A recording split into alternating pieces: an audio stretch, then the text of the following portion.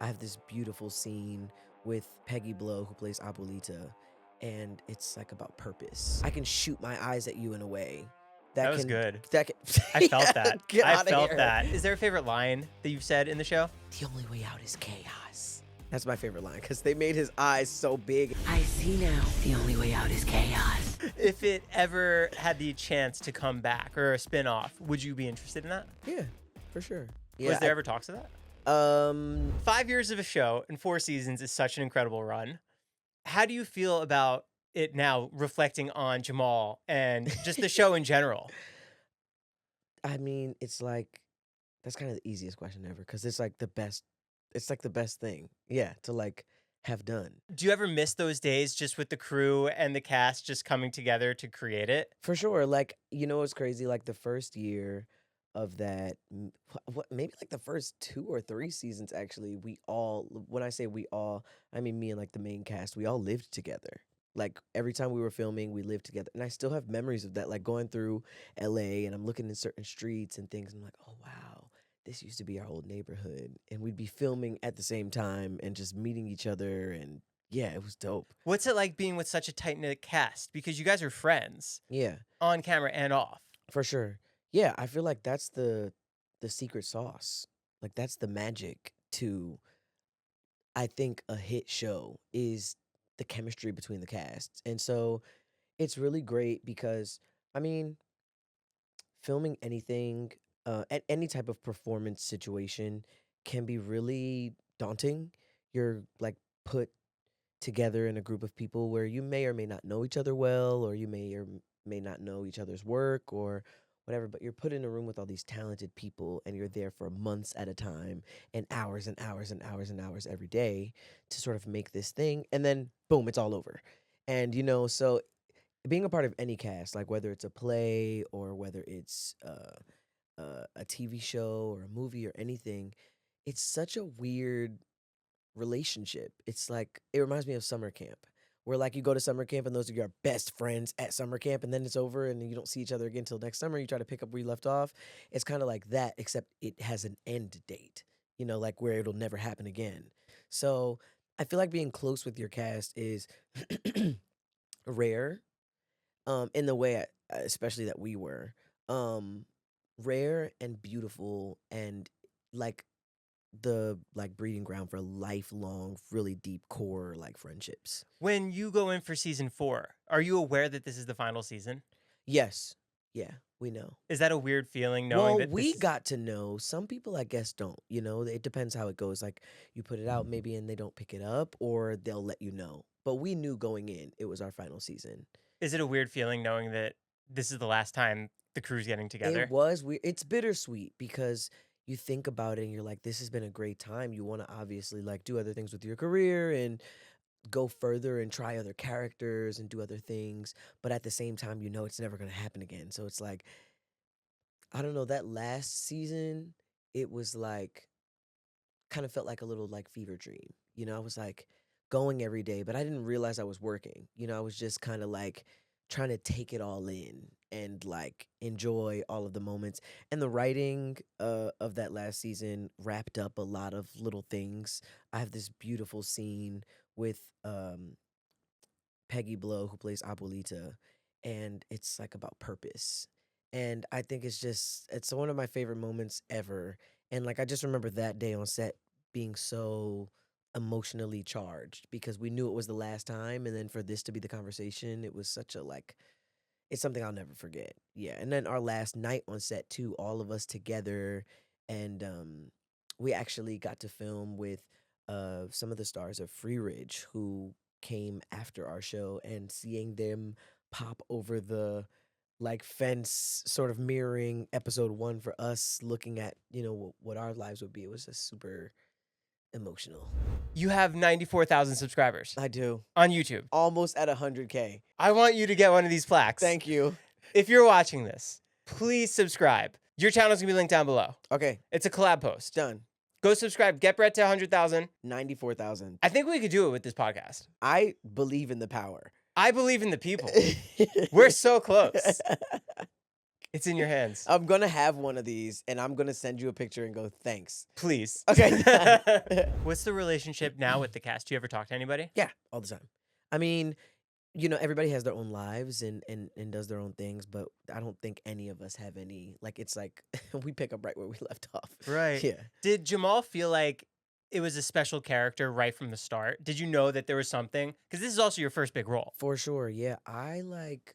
mm, I I can always tell. Like when I get a script, or like even sometimes an email, and the email is like casting breakdown for this, and this.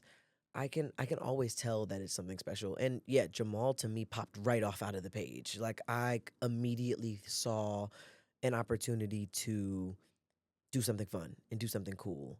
And I think, you know, when you're in those processes of auditioning for a role, it's about, I think, you showing them what your idea of who this character is so they can see it and mold it. And I definitely came in there sort of like with an idea of what I thought Jamal would be like, and they molded it and shaped it, and like we collaborated on something really awesome. How true to your audition was it to where he started off in that first season? Pretty true. Pretty true. That's Yeah. so cool. Almost exact. Yeah. Like there would, I mean, we always will get notes, we'll try things different ways, and then they'll cut everything together in a way that makes the most sense.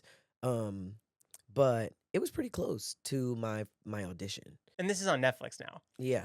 Is there anticipation that this is going to do well because it has such a range for people to see? Oh, well, it's been out for years. Yeah. Yeah, I think it's had already sort of a pull on like our culture, I think. I don't That's probably so big to say. But I feel like it's one of those like cult shows that when you saw it and if you were there, it like has a special place in your heart, you know? How Yeah. does your relationship with the character now that the story's over? How do you reflect on that? Yeah. For Jamal specifically, while I was playing Jamal, I wasn't really aware of what I thought. You try not to like judge a character or, you know, uh, involve ego in any way. I think, as an actor, to try and really do something cool, you kind of have to take yourself out.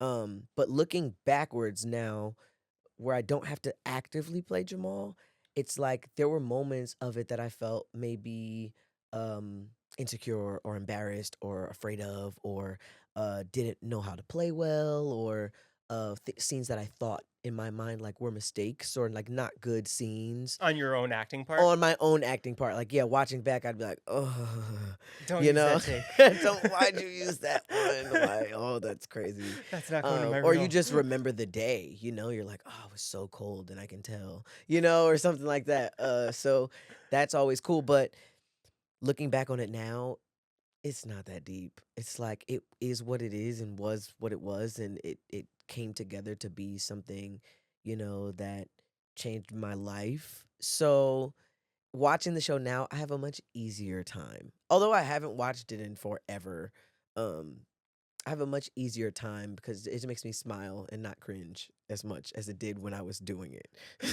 If it ever had the chance to come back or a spin-off, would you be interested in that? Yeah, for sure. Was Yeah, there ever talks of that? I don't think so. I think it's too soon, in my personal opinion. But if all of the gang was down to go again in some way, shape, or form, and the script was really good, yeah. What's your For sure. favorite part about the whole process of acting? Of acting in general, Is it reading the script? Is it making it come to life? Is no, it I seeing the hate final reading scripts. It feels like homework sometimes. Especially, I can always read a script and like if I'm turning the page, I'm like, I want to do this. What do I need to do? Because you're invested. I'm invested, but it's kind of far and few in between. Like I read a lot of stuff that even the stuff that's like good projects that I'm like, oh, this is cool, but I just don't find a way into the text itself. So that's one of the things I look for is like my own excitement. Um, if I get a script and it's like, all right, page 1, page 2. wait a minute, you know, that's when I'm like, okay, this is something I need to do. I can feel connected to it immediately. The scripts where I'm just like, what's happening? Okay. Ooh, great. I understand the story, but I'm not like, I didn't find something that like The substance is pulled me. there. Yeah, yeah. And it doesn't mean it's a bad script. It just means me personally. And I have like I have to have like ADHD or something because I will not be able to focus for more than 20 pages if I'm not like there, you know? Did you feel that with Star Trek? Oh yeah. Immediately. Not even I didn't even get a script at first. I just saw the little like sketch Decide. of the character. And I was like, oh, this is dope. Yeah, he has like this pink alien kid and big eyes and they're super expressive and has a little like rat tail on the back of his head. I was like, what is this? And then when I got the sides, you know, I was already nervous about it because I didn't know a lot about Star Trek to start. And I know it to be dense and strict. And, you know, there's lots of rules to the universes and many different species and languages and intersections of like history. And so I was nervous going in because I was like, oh, I don't know anything really about Star Trek other than, you know, like the super like mainstream stuff or things that I've seen but not necessarily dug into. But yeah, no, as soon as I saw the character, I was like, oh, I want to play that. And then I got the script and was like, okay, cool. You start to like animation is great because you see what it will look like, but you don't watch it while you're doing it. And so in my mind, I'm just imagining this character saying these things. And I go crazy in the booth. I jump around and I yell and I make faces and I do stuff and I try stuff. So that's really cool to see how then they take that and then make the character do it. And in my mind, it's never what I imagine. It's always so much better. Is there any difference for how you approach a voiceover role versus a on-screen role? hmm Do you give a little more oomph to an animated character? Well, like, I get oomph is hard because it's like acting with only your voice, you know? Where if I'm acting with my entire body, I can shoot my eyes at you in a way That that was can good. that can I yeah, felt that. get I out of felt here. that. Get out of here. I can do things physically without speaking to let people know what my character is thinking or doing or whatever. But when I only have this and it's like ASMR and I have to like, you know, your character sees, you know, in Star Trek example, it'd be like, hey, in this scene, your character picks up this rock that is very, very valuable and it's like, you know, whatever. So I literally have like, I can't use my eyes, so I have to go like, you know what I mean? And that little breath hopefully can convey some level of surprise or wonder or awe. I have to like act right here as opposed to like all of this, you know? Do you ever get this script before Yeah, recording? always. Oh, so you can run through and figure out how you want to approach. Oh yeah, for sure. Ah. But I mean, you know, you read it all the way through. But of course, when you get there, it's in front of you because you're in a booth and you're working with a voice director and the director of the episode and the animators and the writers sometimes. And so you get lots of insight on what's going on, how they see the world. Because there's even things like you don't think about, right? Like, hey, your character's falling in this scene. Okay, is it you know, is it a small fall? Is it a trip? Or Is it a is it like 30-foot cliff? you know what I mean? Is he impacted by the wind? And so it's like you don't have the scene animated yet, so you don't know what it's going to look like. You don't know how high the fall is, if he's falling onto rock or to some grass or all of those details matter because you only have this to act in, you know? So versus is, you know, one's a punch and one might be like a sidestep. Who knows? So that was really cool to figure out in your voice acting. Because in, you know, when you're acting with your full body, you're doing it physically. So you don't have to necessarily if you make sound, sure, but it's not imperative that you do, you know? You said that the Star Trek world is so big. Yes. What was the most shocking thing for you once you stepped into it? Well, I knew it was big, but I didn't know how big. Like there are literally people who speak Klingon. Can you? No. Can you understand it? No. No. It's like it's crazy. There are different languages for a species in a canon of work. And there are people who are so diehard, they can speak the language of the people in the show using only the stuff they've heard from the movies to communicate with each other. It's crazy. It's huge. It goes very, very, very, very deep. Another thing I didn't know about Star Trek was the Prime Directive, which is basically this idea that all of us should live in harmony with all of our differences and feel welcome in our space in the universe and have a say and a voice and a place to be without interruption. And I thought that was super beautiful. I think if I had known that that's what that was at the beginning, I'd be like, "Oh, that's why we're fighting in space," or not even fighting, but learning how to communicate with others and build a form of trust and mutual respect for cultures and live in harmony. Yeah. You're such a multifaceted talent Thank you. because you do really everything. Thank you. So I feel like voiceover is such a unique challenge that it's like almost like a spotlight that you really have to figure out how For to sure. conquer. Agreed. Do you have is there a favorite line that you've said in the show? um my character Dal, he is playing the Kobayashi Maru, which is like an unwinnable scenario based game, and he's going nuts. And I think he says like, "The only way out is chaos." That's my favorite line because they made his eyes so big, and he just looks like so like crazy in the scene. So yeah, that's my favorite. Do you have any special prep for doing a voiceover?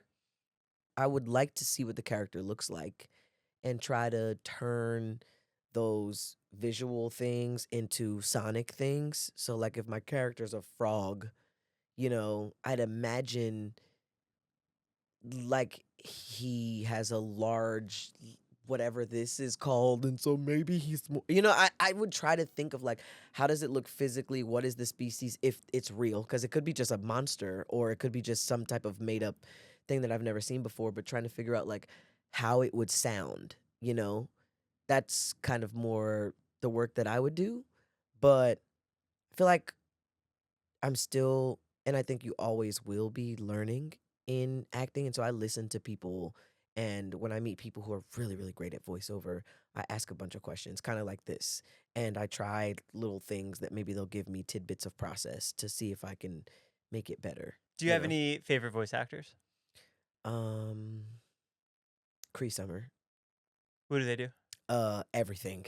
She is stunning voice actress. And you'd be so surprised because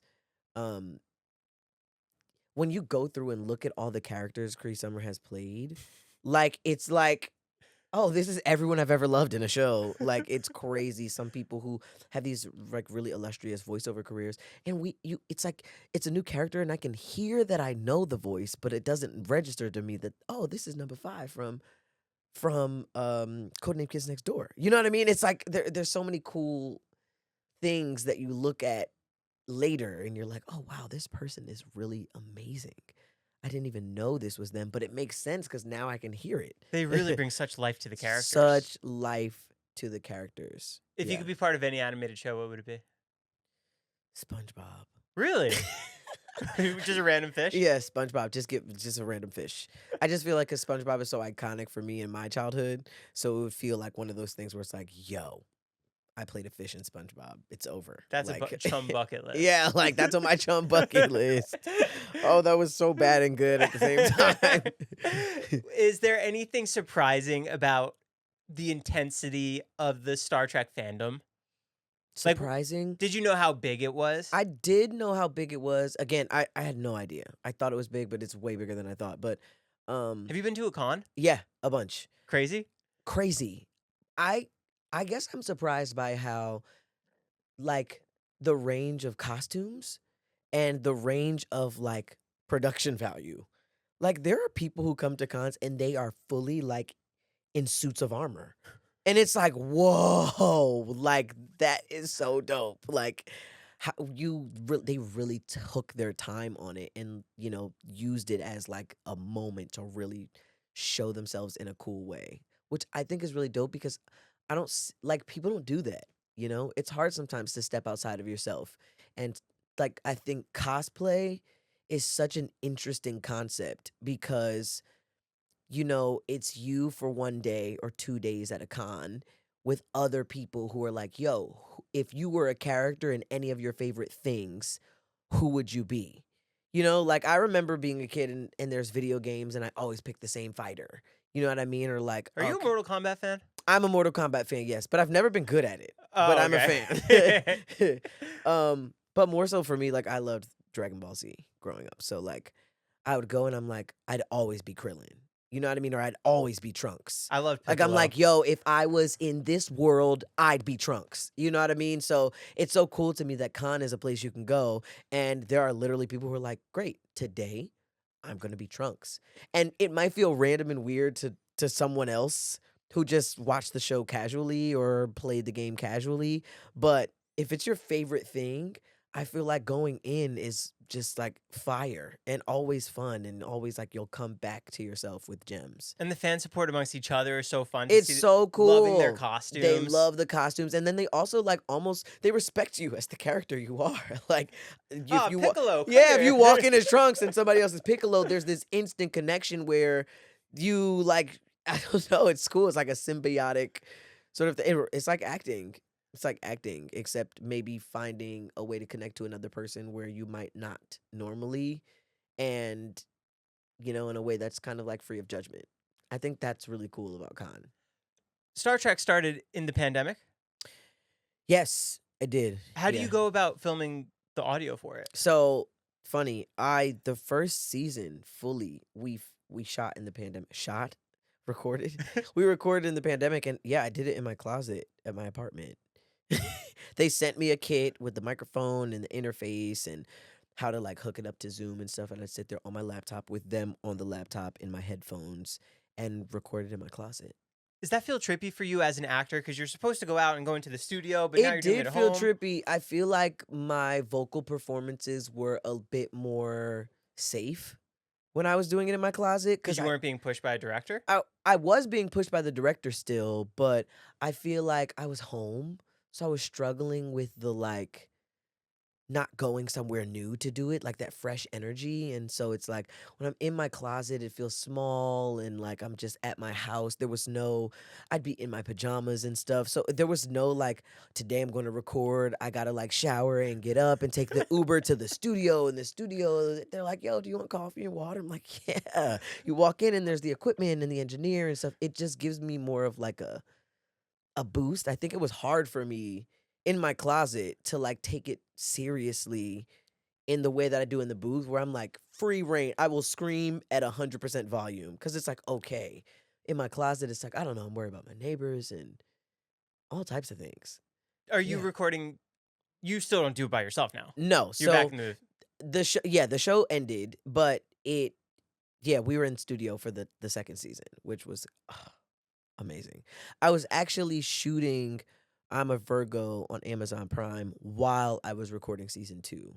So we were shooting in New Orleans, and then on my off days, they would send me to the recording studio in New Orleans to do Star Trek. Yeah, For I'm a Virgo. for I'm a Virgo. How does that audition come to you? Same way they all do. Sort of your agent sends you an email, and again, remember I said I could be excited by just an email. Like the email was like casting breakdown, Boots Riley. So my eyes and mind already light up. And then it's like 19-foot tall black giant in Oakland. I was like, click. It's like, okay, what a log line. Like, that's exciting. I'm interested to see what this was. And then another script where I'm reading this script. I'm already interested, but I'm reading the script, page 1, page 2, page 3, and I just can't stop turning these pages because I'm like, how is he 19 feet tall? What's happening? Is he gonna get outside? He gets outside. Okay, he meets a friend group. They pull him outside. Now he's at the club.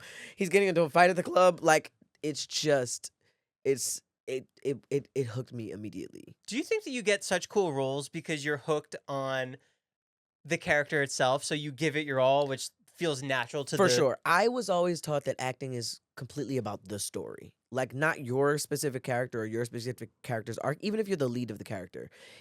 Even if you're the lead of the project, it's about the story you're telling, not about your character only, if that makes sense. So when I can see an entire like holistic story that's really, really good, I don't really care like what the part is. If I think the story is good, I will do whatever I think is necessary to be a part of the story. You know what I mean? you're contributing to the overall To the overall picture. picture, the overall story is, you know, like a person who feels different assimilating to society. You can call it a giant and you can say the city is Oakland, but at the end of the day, like all of us have at some point come of age. So we know what it's like to be awkward and to introduce ourselves to people and try to make friends and to like be in a scene or like join a group and feel like connected to other people and stuff. So to me, that's like a universal thing that makes me that like pulls at me. You know what I mean? So, you know, it's told that same story has been told many, many times, but it's told through this cool lens of a giant and then colored by the culture of Oakland and the mind of Boots Riley. So I already imagine what that could be and look like. So yeah, I try to I think I've been able to play such cool roles in my opinion because I look for them.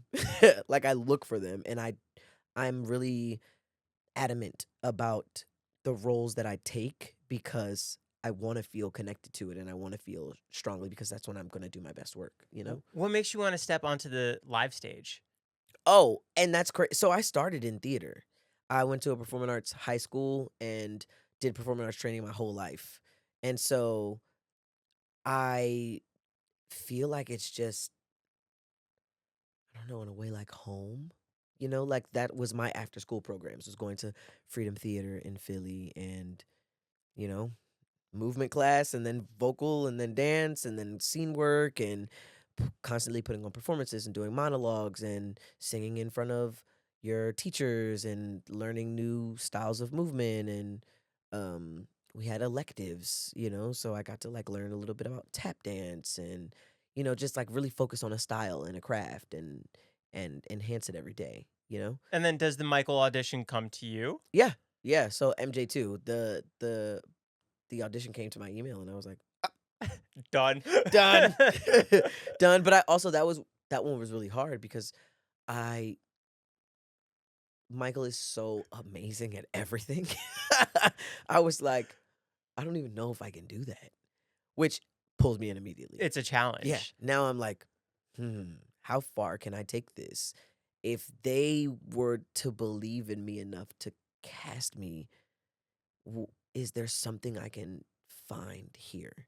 And whether it's good or not, if it takes me that far outside of my comfort zone, I'm willing to try. If someone's believing in you, Mhm. and it might be a challenge for you, but you want to push it because they're believing in you, Mhm. how do you push yourself to make sure that you deliver on what they see in you, but you may not? I try not to think about the delivery at all because that just makes me go crazy. Like I try to only think about the work that I'm doing. Like if it's like I'm showing up to work every day and I'm putting in as much as I possibly can that day, then I've, in my opinion, done my job. And so I want it to deliver well. And hopefully, with the work that I'm doing, it will be delivered well. But if I'm thinking while I'm at work, like, oh, this got to look exactly like Michael Jackson right now, it will kill me because it's not going to look like it right now. Your first day of rehearsal, if you're already thinking about looking like Michael Jackson, like your first day is gonna suck unless you already are just amazing at everything, which there are people who are. There are people who are. There are guys who also work at MJ the Musical where I'm like, yo, you're amazing. Like, you're such an incredible dancer. You're such an incredible singer. You're such an incredible actor. You have such great facility and training and all the different things. So, you have what you have and you have to go in and do the work and and like fight your own mind. Like rehearsing for MJ is for me was really, really difficult. It was like going and being in a fight every day. You're sitting with just you in the mirror and really, really, really talented and tough um, training, and rightfully so, because of the magnitude of the performer that you're embodying. And so you got to put the sweat, the tears, the hurt ankles, the mistakes. You got to kind of take it on the chin, and live theater is smaller than the internet, but like, you still hit that moonwalk once every 30 shows and slip, like it happens. And what do you do now? And it's in front of real people. And I've learned to have such a thick skin now, especially live with on stage, because the feedback is immediate and there's no way to hide. And that's been really, really like awesome for me. And I love it. And you know, the internet is where it gets even harder, because now you have not just the people who were in the theater that day, who, they might see 5 full numbers where you are hitting everything and then one mistake. You know what I mean? And so there's a different suspension of disbelief. Whereas like you log on to TikTok and you only see the 10 seconds of the mistake, or you don't. You only see the 10 seconds of something amazing. You know what I mean? And then you go and you're like, huh, there were more mistakes than I thought. Like I've learned now that I can't worry about the outside opinions of anyone, because it might hinder me from doing the work, which is actually how I'm going to get to the result that I want everyone to see. You know? I can't let them like make me afraid of the work. I have to just do the work every day. And I use my own eyes. Is this good? Can I make these things better? And how do I make these things better? What do I need to do? And then I track it. Like my moonwalk, I have a video from the first day and literally like every single day for months. And then I'm like finally getting to a place where I'm like, okay, this is good. Now can I add more shoulders? Now can I really stiffen my upper body so that the illusion is that I'm floating? Can I add the shoulders back in? Are they stiff? Now, how do I make my shoulders unstiff? Now I might have to do more like lateral raises and things to make sure that my muscles are firing in a better way. And maybe I have some postural issues I need to check with the PT and say like, hey, now I know I have really tight upper thoracic mobility. Like, how can I then, before the show every day, warm that part of my body up on a foam roller or with a massage gun? Or are there stretches I can start to incorporate into my warm up that'll help me to continue to loosen my body in that way? And there are certain things that's like, okay, well, this is going to take me 6 weeks to start to have better shoulder posture. So I know the thing I'm doing in the show where I'm lifting my arms over my head is not going to look better for at least 6 weeks. So I have to be okay performing it, knowing that it's going to be better in front of people who don't know. It's like you have to build a mental toughness. I'd imagine like a boxer, or something. You go in and you're like, in your mind, you're like, I'm going to beat this guy, because I've done the work to know how to beat this guy. I've studied and whatever. But at the end of the day, it's a fight. It seems like there's so many levels to There's it. so many levels to it. Yeah. It's like, What newfound appreciation of Michael Jackson do you have after embodying first him? off, newfound. Well, there must be some kind of like, oh wow, that moonwalk with the shoulder while he's singing is impossible. Yeah. I have such, I can't, it's like, it is newfound, but it's also not, but it also is. Cause it's like, I can tell, we all know, like all of us have been impacted by the things that he's done. And so there's already a pressure going in of like, okay, do I have to get it to look like that? Do I have to do it that way? Well, who's going to be able to help me? This is a person who, has been working on this since 4 years old. You know what I mean? My spins are not going to look that good in 2 months to play a role. How do I lock in? And so I have an appreciation for Michael and the work that he put in to look as good as he does, and the the gall he had to push the industry forward, the culture forward, the world forward. And, at a time where it was way harder than it would be for me. We have the internet and we have ways to connect with each other, and he's already laid a path. So we're not like all trailblazing something completely new.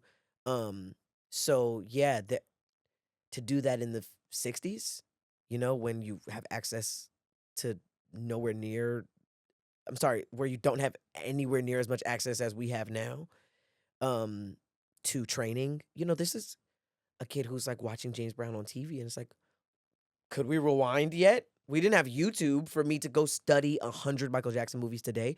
This is Michael literally sitting in front of the TV waiting for James Brown, and then trying to remember it and practicing it every day until he can see him again at his next televised performance. It's like you have to remember that. Like, whoa, like you weren't able to just go on Google and type in 1958 performances of James Brown and do your homework that way. You had to really wait for it. When you heard a song on the radio, you don't hear it again until it comes on the radio unless you buy the album. And so it's like now, it's like, oh, what's that song? Shazam, hey Siri, what's this? And then it's on Spotify right now for free to just click on and just have forever. No, but then it was like you had to hear it on the radio and then like go stand in line and buy the album and listen to the songs for the first time outside of the radio. And the ones that hadn't been released, in that way. And then now you're connecting with all these other people who like they love track 8. But the people who don't have the album have only heard the single, so everybody else is like, oh my gosh, like, did you hear? I love this part. It there's joy in it, and there's like, I don't know, it was just a whole different world back then. So for him to do that then, I'm just like, whoa. What do you have on loop to figure out to embody him? Is it a certain video that you're It's just so watching? hard to even watch him because he does everything so like I watch everything he does on like 10% speed because I can't even see what he's doing. He's doing it so fast and with so much finesse. Like, but it's so specific and it's so tight. Like the way he spins, there's like a little hop and then he kind of crosses his leg and he spins on his it's so weird. You have to just watch it 100 times and then do it 100 times with him to figure out how it even works. Like the mechanics of it. And it's some of the things are simple. Simple, not easy. But some of the things are simple in concept, and he just does it so quick or with so much finesse or ease. And like he's always in the pocket of the music. It's like it's hard to specify down that granularly. How excited are you for the movie? Oh, first off, I have an alarm set already. Like I'm already there in my head. It's like I can't wait to see the movie, and it looks so good. I've seen like all the trailers. They make me so excited. I'm gonna like have a day and do like my 70mm IMAX at the Lincoln Center and just go by myself and just absorb it. I'm probably gonna see that like 12 times. I'm so curious, for an actor, what is your ideal movie theater setting? Are you dead center? Oh, everyone talks about this. What row are you? Are you on snacks? Are you what's funny? How do you feel about a dine-in AMC? Does it distract? I like a dine-in if the food is good. So it's worth being bothered by a waiter. Yes, because I'm the type of person where I actually used to work at a movie tavern, which is like a dine-in movie theater experience. And so what I would do as a server was always try to get my food out as quickly as possible so that like, people are sitting down and the previews are going and their food is coming out. Oh, that quick? Yeah, as quickly as I possibly could, because if I can clear your plate by act 1 of the movie, then I don't have to stand in front of you a bunch and I'll just drop your check and like, figure it out. I won't even bother you too much. So that's what I try to do now as a guest. I try to go get my stuff early and I'm trying to like, hey waiter, can I put this in while the previews are going on so that I don't even have to like worry about it. But I like a dine-in. My main thing is always that it's really dark and hard to see your food. And then also the food isn't always the best. But I love a dine-in when it's great and I can watch a movie. But a lot of people go sit like very far in the back. I can't. I have to be like center. Like I have to be like in the middle of the screen and like just far enough back where I can see the entire screen. Same. It's like this visual. Yeah. But if I have to go like this, I'm too close. Too close. Yeah. But if your I need eyes to see can the do all the entire movement. thing. like this. I don't mind a third row. Yeah, I don't. Oh, third row is If crazy. it's a small theater. If I'm like this in any way, can't do it. Oh, that's kind of fun. No. Are you having snacks? Are you M&Ms? I have snacks. No. The Sour Patch watermelons. Classic. Those new little like nerd clusters. So good. So good. Chicken tenders, whatever they have. Nachos? Popcorn? Not nachos, maybe popcorn. Like if there's popcorn, I'm nibbling, but not just eating popcorn. How do you view a show? Do you make sure that the setting is pristine so you can take it all in? If it's something you really want to watch? You mean like a TV show? Yeah, at that's home. crazy because I don't watch anything. No shows. I watch no TV. That's It's shocking. crazy. It's crazy. I don't have time. And when I do watch TV, it'll be like, everyone's been saying I need to see this, so let me turn it on.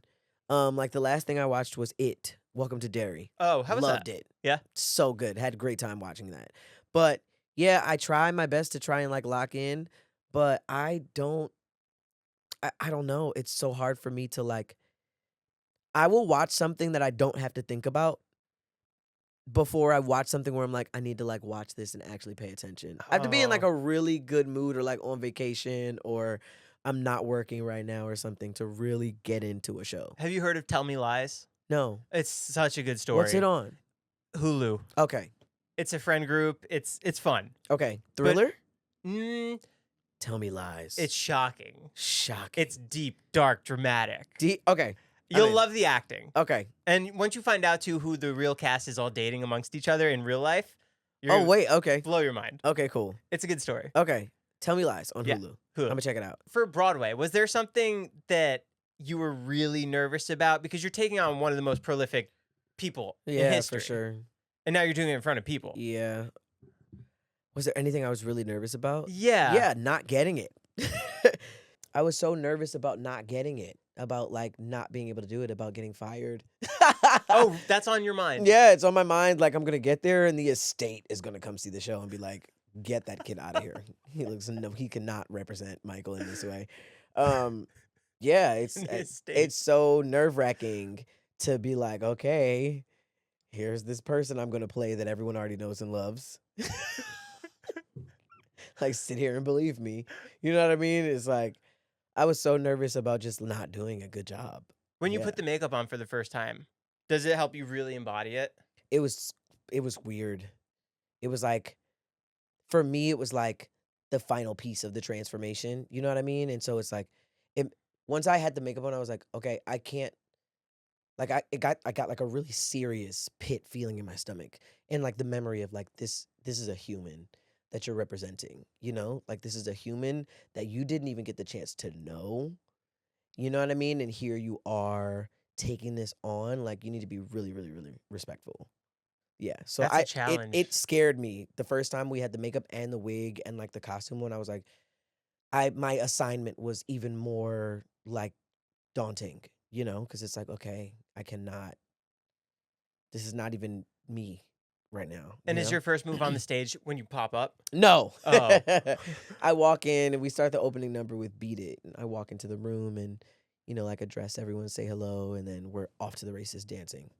So it's kind of like being shot out of a cannon. Whether you're doing TV or music or stage, how do you consciously figure out where you want to put that energy, or does the role just come to you and you're like, Yeah, I'll it do just that? comes. It just comes. Yeah. I have it in my mind. I feel like I try to like manifest everything. Like I'm like, okay, I'm going to do this. Or like I'll sit there and I'll try to visualize what I want. And I'll be like, okay, next I want to play really, really awesome other actor and like really small cast. And boom, I'll just put the desire out and I'll just go on about my life. And then hopefully it comes your way. And then hopefully it comes my way. And it does. Like literally, like, I don't know, I'll say like right before on my block cap, and I was telling my agent, I was like, I just want to do something really cool with other people my age and like that's like fun You're and writing like the show. yeah, and literally I'm right. And then like 6 months later, she's like, here's the thing you were looking for. Like today, I actually met with my manager, and he was like, what do you want to do next? And I was like, I kind of want to do like something I've never done ever. Like the complete opposite of what everyone would think. It's like I want to do a thriller. Like give me like something where like I get to show a range of this character who goes through like a really strange situation that's scary and whatever. And my manager was like, okay. So now I'm just like, great, thanks. Said that. And so hopefully 7 months from now, he'll call me like, yo, here's the thriller you were looking for. And the email hopefully will excite me. And then the script will be really good. And then I'll be like, oh, this is it. This is the thing I asked for. Let me figure it out. What kind of thriller would you want to be in? What role? I don't know. Just part of it. Just something where I've not yet, just like undiscovered terrain, you know? What is that like for you as an actor to take on a new genre? As an actor, again, like I said, it's about the story. So if the story to me is really good and compelling, I can get in. I think the hardest part is actually not what I think about it as an actor, but what I think the audience will think about it. You know, if people are like, how's Jamal going to do that? That will throw me off. If I'm worried about their result, then it'll be like, no, you're right. How am I going to do that? I'm too happy all the time. You know what I mean? Like, it'll be that thought process again, involving ego in the work. You know, at the end of the day, what is the story? Who is the character and what is this character going through and what are we trying to say? And if I can focus on the work and doing that, like all the rest of that will come. And then once it's filmed, I'll be like, what do they think? You know what I mean? But even not so much nail biting, but more so of like, did my efforts produce a result that is perceived well? Because I think that's really cool when it happens, but it also doesn't happen sometimes. Do you ever what's the most anxious part of the process for you? Is it that release day? Oh, for sure.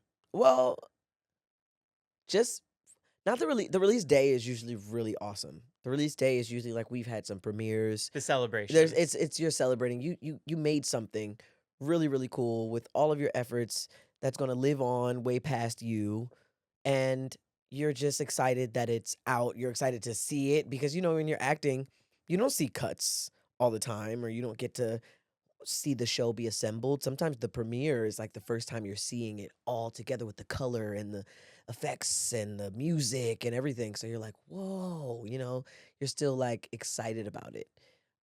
I think it's like the hardest, really, like a few months after, where it's like, okay, how was it received? Because I mean, the public reaction is a part of art, and like whether people want more. So it's daunting to then involve that like business side of it, of like, okay, we made this really cool thing. How's it being marketed? You know what I mean? How's it doing in the market? I think that's always really daunting for the artist to, because like it's like left brain, right brain. Have you been part of a project where you think the marketing wasn't done right, that it affected the audience reception for it? I think marketing is done wrong all the time anyway, so yes. But I also can say that from a place of a person who's never had to like actually be marketing and get stuff approved and make up concepts and, you know, shoot content. And so I probably sound really ignorant to marketers, but I'm always just like, interesting. You put something in a magazine.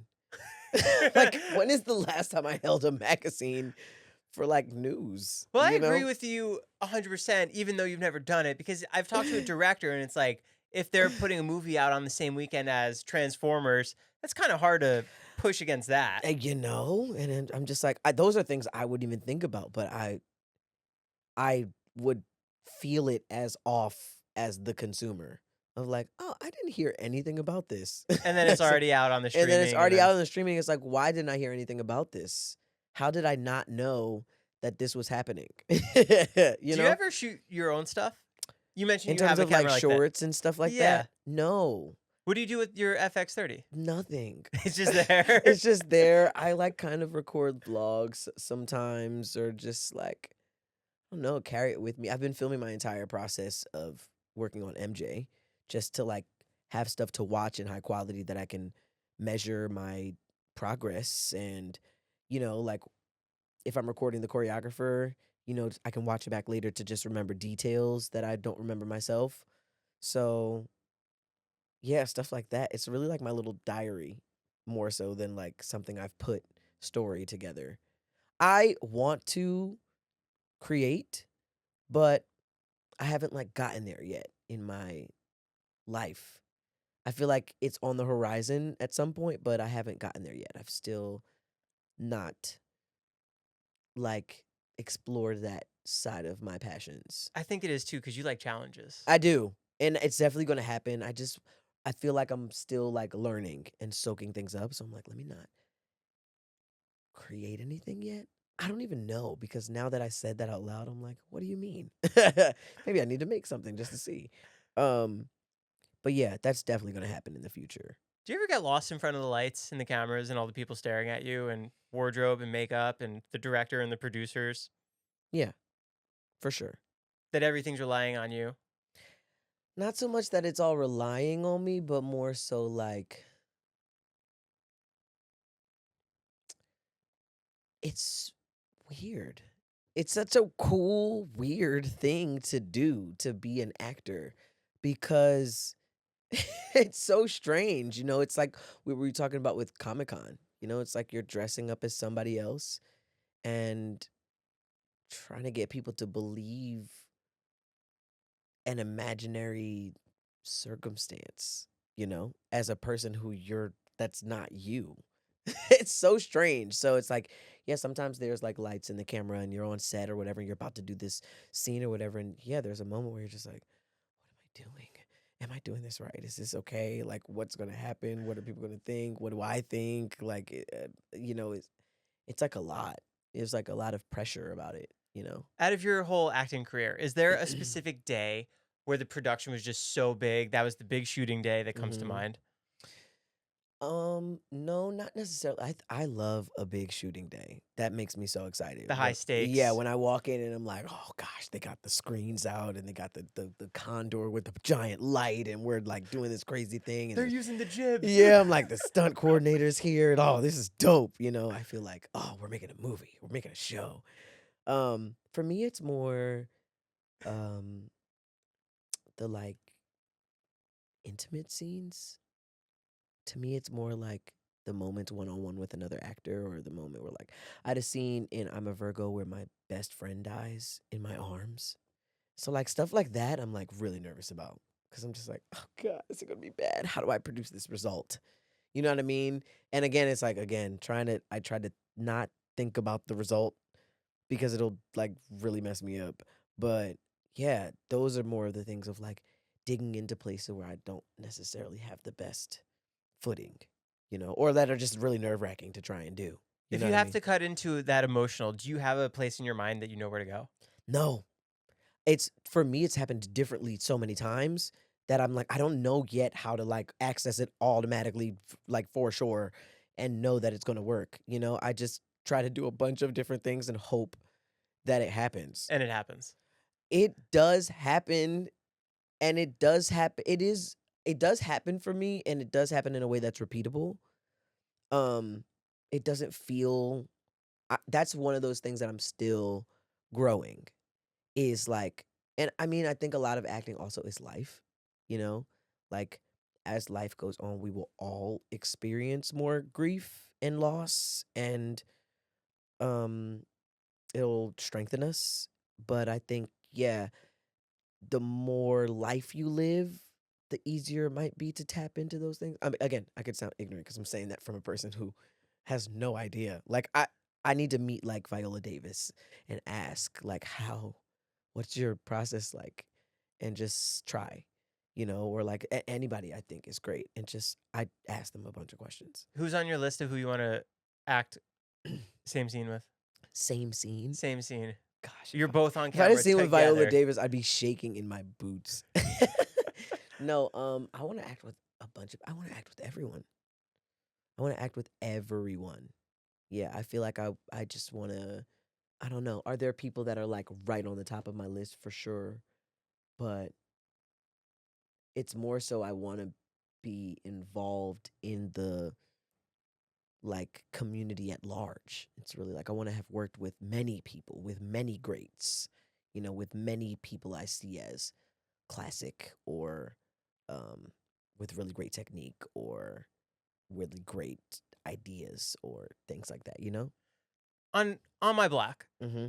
do they operate with different directors for every episode, like Yeah, traditional most TV? TV shows, yeah, you'll have multiple directors, which again, it's hard because now it's like You have the flow with this person, but you now have this the new flow guy's with this coming. person. Exactly. I've actually had really great directors always, in my opinion. So I've never had a hard time, but there are some times where you're like, you go in and you're working with a director for the first time, on the show for the first time, and there's like that, like you're both coming together to sort of me as the actor be like, hey, here are the things I need to defend as my character, and then also, am I open to this new perspective? And yeah, there's always a nice sort of like zip up that happens when you get a really good director who knows how to be like, okay, cool, you've lived in this character and I'm coming in with fresh eyes on this character. Here's where we can create something greater than the sum of each part, you know? Do you ever come across a director that just did not do any prep? They didn't watch the show. They have no idea what is really happening in the scene. I'm sure. I'm sure I have, but I've never had a bad experience That's great. with it. You know what I mean? Maybe I have, but it's someone where it's like, I can tell you don't know what's going on. So maybe let me just try this completely new thing that you're talking about. And it's been, and it can be successful, Right. So, yeah. I've also had directors where I've been like, hey, I don't think my character would react this way. Let's talk about it. Like, why do you think, what's happening new? Is there any, like, impetus or motivation that I have not been able to see hidden behind what I think I know about this person already? Because we're all, even as normal people, like we have our things and our schedules and our personalities, but we all under different circumstances become different people or react in different ways. So it's possible that I'm also blinded by the fact that I think I know my character, and here's somebody who's coming in. It's like whether they're prepped or not, like can be like, go here instead. That could be interesting and end up expanding my character and my knowledge of my character. By season 4 of On My Block, can you basically already know what Jamal is going to do? No, no, I loved that show because I'd be so excited to read the scripts because I never knew what they were going to do. Everything I thought that they were going to do, they didn't do. So I'm just like, whoa, it's always not what I think, but still cool, It's cool to see, like, you think, like, oh, this season, this is going to happen, and oh, this person's going to do this. And then you go and you're like, wow, the writers really have found such a rhythm that they can subvert the expectation but still give you something if not better than what like you would think. And then it's cool because now I know that the audience watching who has these expectations are also going to be thrown for a loop, That must be so fun to see it come out and see the reactions It of everybody. is. It is. It is. It is, and it's also scary because if the reaction is not great, how do you not take it? There's just work that you have to do to like not take it personally. Even if your work specifically was not received well, you still have to go, huh. Even if your work is received very, very well, you still have to like bring the elevator down a little bit, because you can't get too, again, you can't like involve ego, I think, because then you're blocking yourself from being not you, Could we do some rapid fire? Okay. Favorite role you've ever played? You said rapid fire. Here I am. Favorite role I've ever played? You love the character. It was a fun day shooting. I feel bad. And it's no disrespect to everyone else. Anything. No disrespect to anyone because Jamal is an icon and a legend. But MJ. Incredible. Yeah. One actor you drop everything to work with. Drop everything. So many. You get that email tomorrow. Who is it from? I mean, Denzel Washington. Right? Isn't that everyone's answer? First thing you do when you land a new role? Order Sauvignon Blanc. Really? Yes. Yep. I'm going to pour my wine and I'm going to sit like this and I'm going to read the script. The finer things in life. Yes. I get in and out. Yeah. Go-to comfort movie. Home Alone. Is it a every holiday thing too? Yup, that's so funny because I don't really watch it during the holidays. It's just a It's whenever. just a thing. Yeah. It's just like, yeah. And also that first Alvin and the Chipmunks. It's weird. The animated one or the CGI one? The CGI one. Yeah. Music or silence when you're getting into a character? Both. You answered, but a genre you haven't done yet, but you want to. Action. Favorite way to unwind after a long shoot day? Sauvignon Blanc. How many glasses are you going? One or two. If it's been a tough day, I don't drink Sauvignon Blanc all day, every day, but maybe at the end of the week, like, yeah, I'm gonna have 2 glasses and lay on the couch and watch, like, Home Alone. Home. You know what's funny? That's like a comfort movie, but I won't watch it unless I need comfort. But like on a normal day, I'll watch like the Great Baking Challenge or something. Like I'll watch Great show. something where Is it's it like cake? reality, but that I don't have to think about. I have some fan submitted questions as well. Okay. What was your favorite episode on my block? And what was your favorite character? And what was Jamal's best season? My favorite episode is Halloween, season 1. I think it's like episode. I don't know the episode, but it's like my character is looking for the Roller World money, and we go visit Rose at her house in Brentwood, and we're asking all these questions, and that was a great day. It was me and Sierra Capri, and we just got to chill and have just such a fun time and make that episode. Yeah. Are there any crazy memories of filming out and about in LA that come to mind? Yeah, being freezing. I thought when I came to LA to film a show that I would never be freezing because it's LA. But when it's 4 o'clock in the morning on a bike in short sleeve shirts, you're cold. So yes, I remember being cold a ton, being very tired a lot, and also just like having the time of my life. Like I remember experiencing such intense joy, like the kind of joy that's hard to feel all the time, that you're like looking for, and you have those random moments, and you're like, whoa, I can feel this happiness right now. Do you look Yeah. around and see the palm trees and think, holy crap, I'm in Hollywood? No, That's not a thing. not anymore. I feel like when I first came to LA, I was like, this is it. And now I'm just like, oh, yes, Hollywood Boulevard. We're back. Yeah, we're back. What do you think about Jamal's direction in the final season? Oh, I thought he learned a really beautiful lesson. Again, like that conversation I was telling you about with Abuelita about purpose. I think he learned that he doesn't have to please anyone. He can be himself, and that's enough. Yeah. What is your most memorable role? Oh, shoot. Most memorable role, Like to you, what To was most me. special? the most Not special. most special, but what was just the memorable Yeah. role? The most memorable role. I mean Jamal, but I also would have to say I'm a Virgo was awesome. Like just that cast and that time in life. We shot it in like a majority of it in New Orleans, and then we went and did a lot of the exterior stuff in Oakland. So we got to go 2 places, and yeah, like just filming in New Orleans with that group of people was so cool. It was so dope. So for me, that is a time I will cherish, and I have so many memories from that. Whereas like Jamal, I feel like was the most memorable character, but sort of like, you live in LA and shoot a show. Yeah. What was it like stepping into the role in The Shy?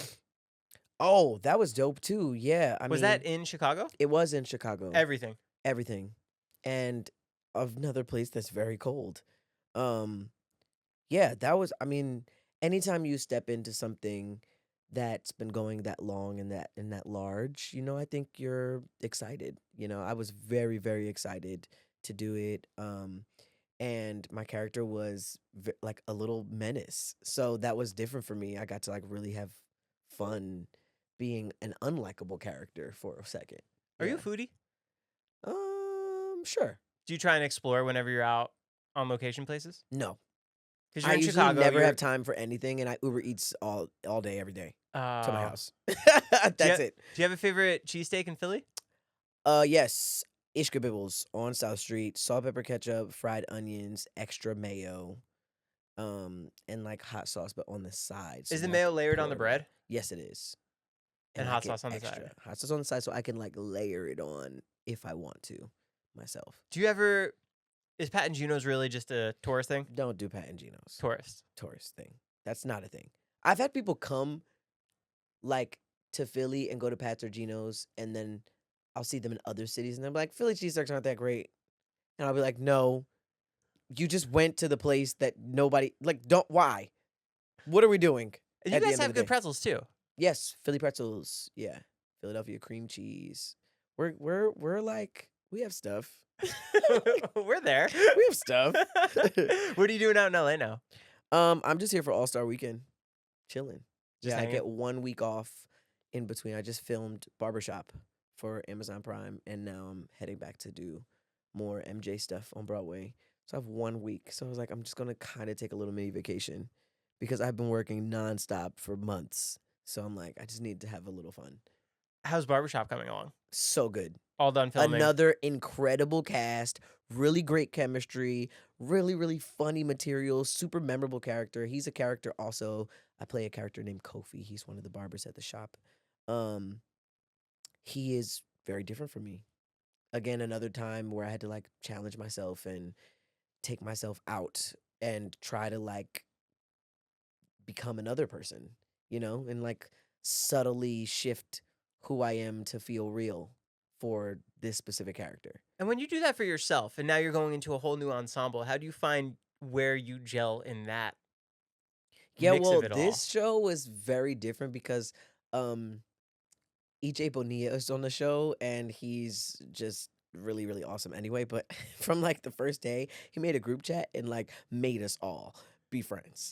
Like, he's like, what are y'all doing today? Let's get dinner. You need that though, right? Yeah, you need that. He really was instrumental in pulling us all together. And then once we all clicked, it was like we just clicked. Yeah. Because you need that camaraderie in a barbershop. You need that camaraderie in the barbershop for sure. For That's sure. so cool. Yeah, to feel comfortable even saying some of the things we say to each other. It's so funny. When is it expected to come out? I don't know. I don't Soon. know anything. I don't even know if I was allowed to say that just now. We'll see if we get in We'll trouble. see, right? This has been so awesome getting to Yeah, talk to you. thanks, bro. Thanks for having coming me, by. Of course. Where can everyone find you? Instagram, TikTok, Brett Gray, and YouTube. I drop vlogs sometimes, and of course my music. I saw it on all platforms. Whenever you want to come back, please. Yeah, I will. Awesome. Okay, bet. Done. Thanks for watching. See you guys. That was so great. Yeah.